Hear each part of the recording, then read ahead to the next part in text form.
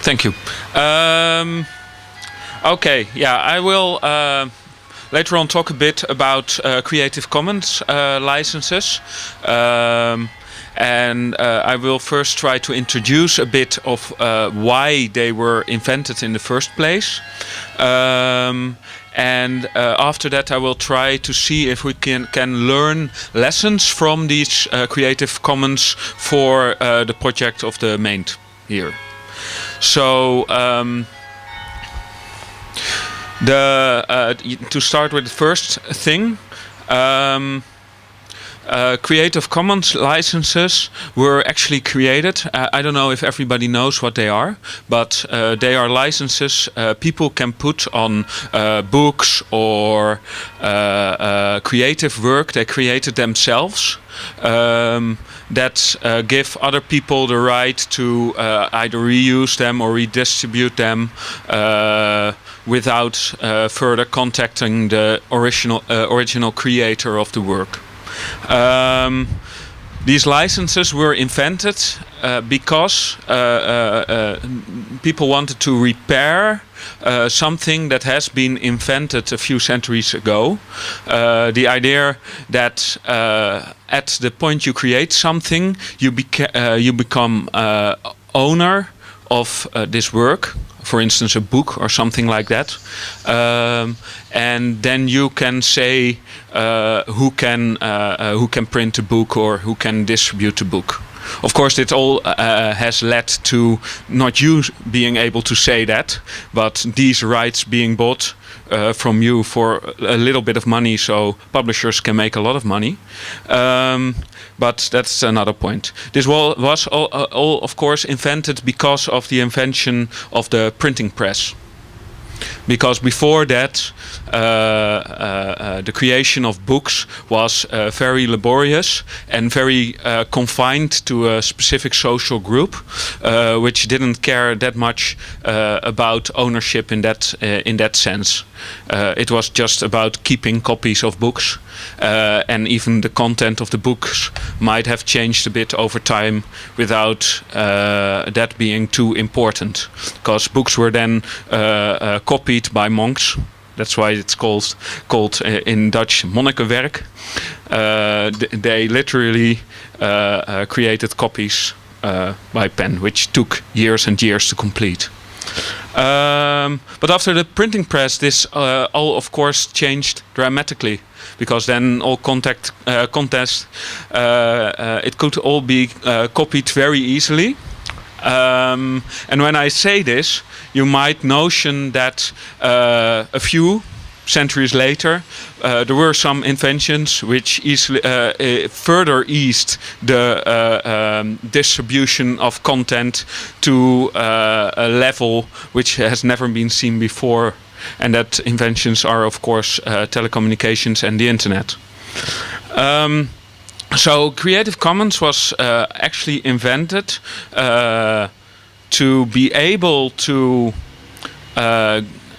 create common works under this while still being in this 18th and 19th century copyright framework. So what does Creative Commons do? Creative Commons has 3 layers. It has a legal layer, which is the legal mumbo jumbo in that says to lawyers and to court, okay, this is the license I have given on my work, and so this is how people can use it.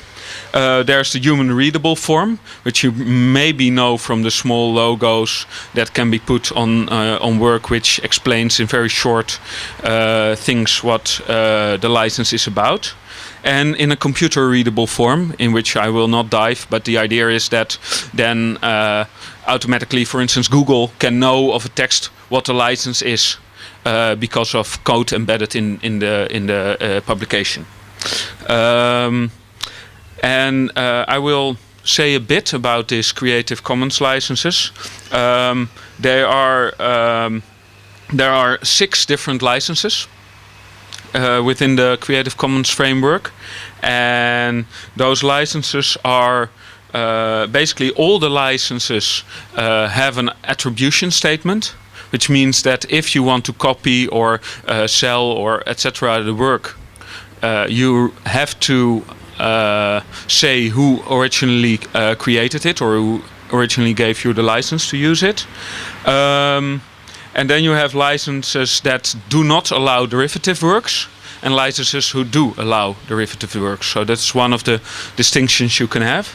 And then there is the notion of share alike, which means that if you create derivative works, that it has to be under the same license, so that it's viral in a way.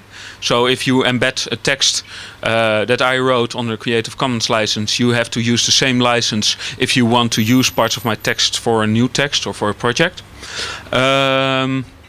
You can see now that this no derivative license implies always this share alike, because if you are not allowed to make a derivative, then the thing you distribute is always under the same license.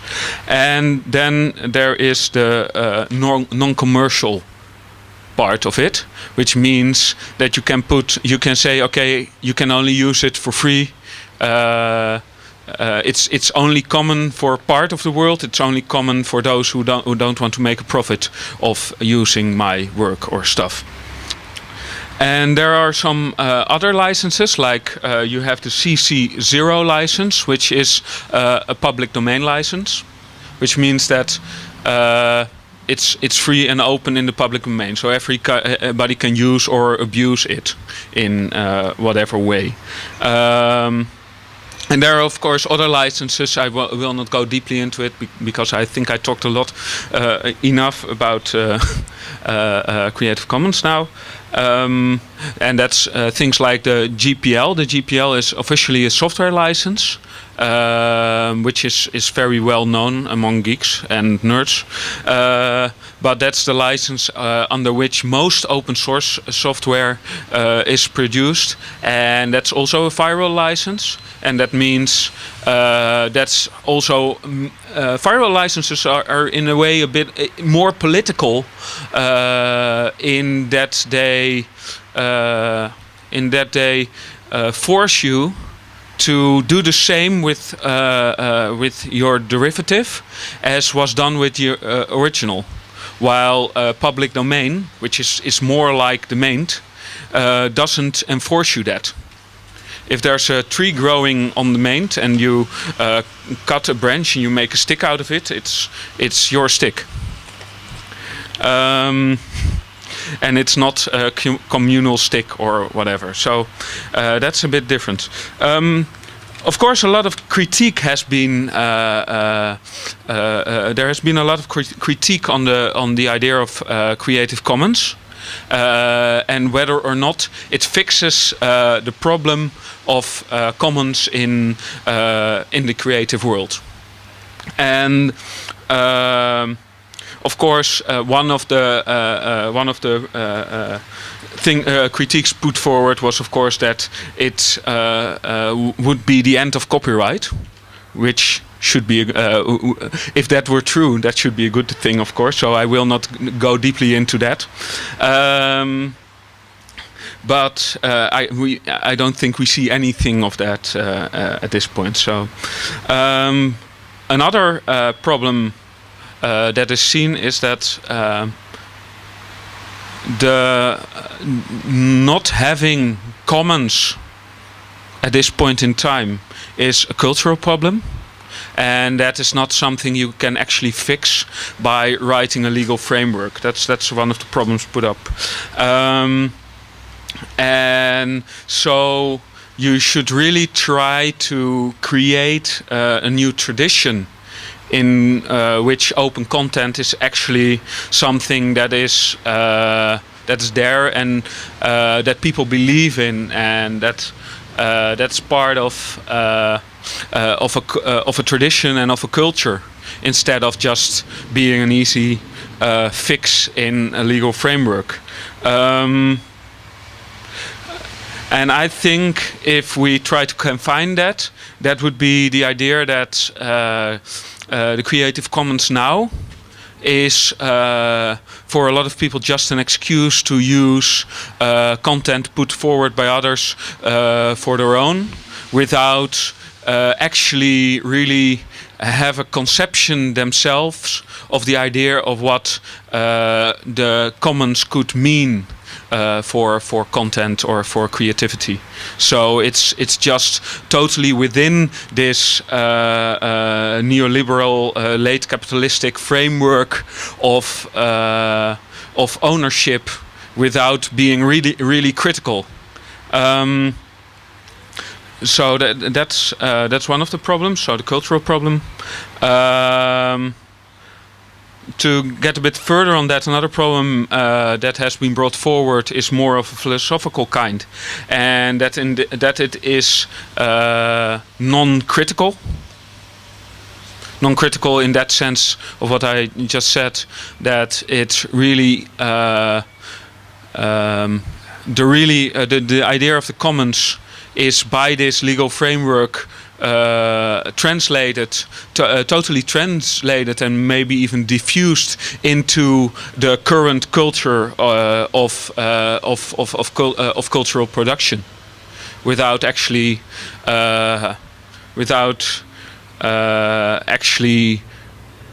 conceiving any real change. So the question then is, are we able to create this change in which we can really get to some kind of a communal notion of ownership next to the public notion and the private notion of ownership? Can we do that by describing, and that's what Creative Commons does, describing this communal ownership in terms of private ownership?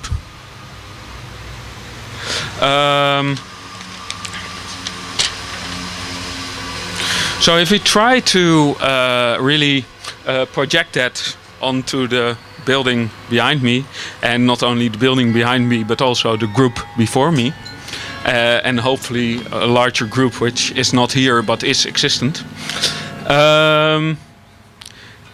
I would say yes, this critique is interesting, but also it's an interesting notion to try to fight and beat the system with their own arms. And but then you have to be sure that you're not too convenient towards the system, because then you might get incorporated while trying to fight the system. And then it's nothing more than what we called something that was very popular in the 90s, and that was called rally shoppen. In that sense that you're just say, okay, we do a bit here, we do a bit there, and then we have this nice cultural get together, and we are happy, and nothing really changes. And I think it would be good if sometimes things change.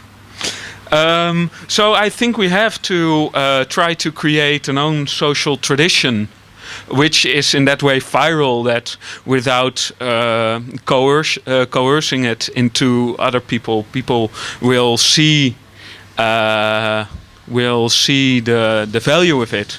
So we have to create, maybe we have to create our own language, and try not to hold on to this. Well, I think Ernst talked a bit about that in his in the beginning. Not to hold to this notions that are so defined, like ownership, and that are so defined within this narrative, which we try to transcend. So to be specific, I was thinking about how should we think about this idea of co-owner, because this was on the website, and I thought, well, this is actually a very poor semantic notion of what you're trying to achieve. So I think we as a group have to come forward with another notion. So that would be, I'm afraid I have to do this in Dutch. Ik zou dus bijvoorbeeld iets voorstellen als gemeenschapslid, of gemeentelid of gemeentelid. Alhoewel ik ook begrijp dat gemeentelid voor mensen vanuit bepaalde culturele of achtergronden een problematische kunnen zijn om je aan te verbinden. Maar dus dat zou ik dan in die zin voorstellen.